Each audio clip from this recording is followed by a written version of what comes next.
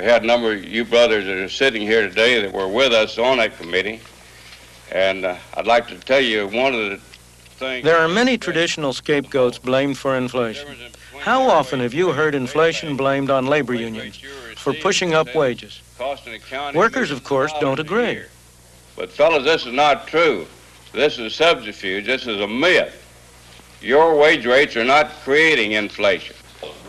And he's right. Higher wages are mostly a result of inflation rather than a cause of it. Economists in this country... Indeed, the impression that unions cause inflation arises partly because union wages are slow to react to inflation. And then there's pressure to catch up. On a day-to-day basis, trying to represent our own members, that, in fact, is not the case. Not only can we not play catch-up, we can't even maintain a wage rate commensurate with the cost of living that's going up in this country.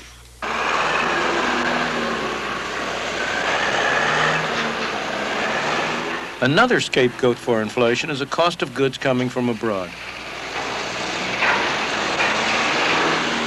Inflation, we're told, is imported. Higher prices abroad driving up prices at home. It's another way government can blame someone else for inflation. But this argument, too, is wrong. The prices of imports in the countries from which they come are not in terms of dollars. They're in terms of lira or yen or other foreign currencies. What happens to their prices in dollars depends on exchange rates, which in turn reflect inflation in the United States. Since 1973, some governments have had a field day blaming the Arabs for inflation. But if high oil prices were the cause of inflation, how is it that inflation has been less here in Germany, a country that must import every drop of oil and gas that it uses on the roads and in industry, than, for example, it is in the United States, which produces half of its own oil? Japan has no oil of its own at all. Yet at the very time that the Arabs were quadrupling oil prices, the Japanese people were bringing inflation down from 30 to less than 5% a year. The fallacy is to confuse particular prices, like the price of oil, with prices in general. Back at home, President Nixon understood this. Now here's what I will not do. I will not take this nation down the road of wage and price controls, however politically expedient that may seem. Controls and rationing may seem like an easy way out, but they are really an easy way in to more trouble, to the explosion that follows when you try to clamp a lid on a rising head of steam without turning down the fire under the pot.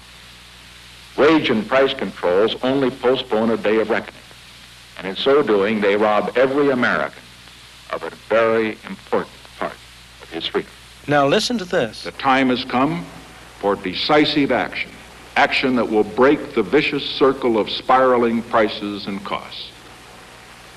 I am today ordering a freeze on all prices and wages throughout the United States for a period of 90 days. In addition, I call upon corporations to extend the wage price freeze to all dividends. Many a political leader has been tempted to turn to wage and price controls, despite their repeated failure in practice. On this subject, they never seem to learn. But some lessons may be learned. That happened to British Prime Minister James Callaghan, who finally discovered that a very different economic myth was wrong.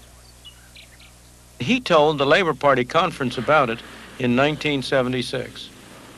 We used to think that you could spend your way out of a recession and increase employment by cutting taxes and boosting government spending. I tell you in all candor that that option no longer exists.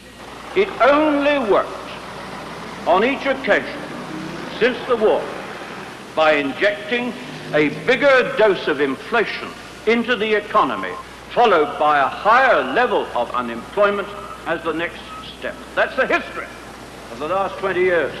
Well, it's one thing to say it. One reason why inflation does so much harm is because it affects different groups differently. Some benefit, and of course they attribute that to their own cleverness. Some are hurt, And of course, they attribute that to the evil actions of other people. And the whole problem is made far worse by the false cures which government adopts, particularly wage and price controls. The garbage collectors in London felt justifiably aggrieved because their wages had not been permitted to keep pace with the cost of living. They struck, hurting not the people who imposed the controls, but their friends and neighbors who had to live with mounting piles of rat-infested garbage. Hospital attendants felt justifiably aggrieved because their wages had not been permitted to keep up with the cost of living. They struck, hurting not the people who imposed the controls, but cancer patients who were turned out of hospital beds. The attendants behaved as a group in a way they never would have behaved as individuals. One group is set against another group. The social fabric of society is torn apart, inflicting scars that it will take decades to heal, and all to no avail, because wage and price controls, far from being a cure for inflation, only make inflation worse. Within the memory of most of our political leaders, there's one vivid example of how economic ruin can be magnified by controls, and a classic demonstration of what to do when it happens. Germany, 1945, a devastated country, a nation defeated in war. The new governing body was the Allied Control Commission, representing the United States, Britain, France, and the Soviet Union. They imposed strict controls on practically every aspect of life, including wages and prices. Along with the effects of war, the results were tragic. The basic economic order of the country began to collapse. Money lost its value. People reverted to primitive barter, or they used cameras, fountain pens, cigarettes, whiskey as money. That was less than 40 years ago.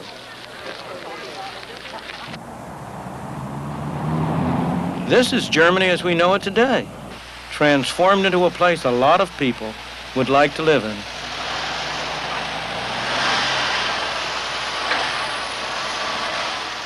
How did they achieve their miraculous recovery? What did they know that we don't know? Early one Sunday morning, it was June 20th, 1948, the German Minister of Economics, Ludwig Erhard, a professional economist, simultaneously introduced a new currency, today's Deutschmark, and at one fell swoop abolished almost all controls on prices and wages. Why did he do it on a Sunday morning? It wasn't, as you might suppose, because the stock markets were closed on that day. It was, as he loved to confess, because the offices of the American, the British, and the French occupation authorities were closed that day. He was sure that if he had done it when they were open, they would have countermanded the order. It worked like a charm. Within days, the shops were full of goods. Within months, the German economy was humming along at full steam. Economists weren't surprised at the results. After all, that's what a price system is for. But to the rest of the world, it seemed an economic miracle that a defeated and devastated country could, in little more than a decade, become the strongest economy on the continent of Europe.